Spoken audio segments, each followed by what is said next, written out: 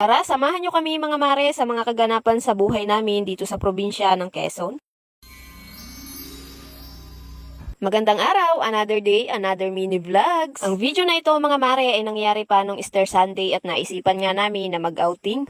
Family nga mga mare ni Mister ang kasama ko dito at talaga namang yearly nga ay ganito nga ang senaryo. Medyo hindi nga lang mga mare kumpleto ang family ni Mister nung mga araw na ito at may kanya-kanya rin niyang mga lakad. Bali dito na nga kami mga mare dumaan sa ginagawa pa lang na diversion. Ito yung shortcut na daan mga mare papunta dun sa resort kung saan nga kami magsuswimming. At dini nga mga mare ay makikita nga natin yung pinapagawang bahay ni Ka-Dreamers.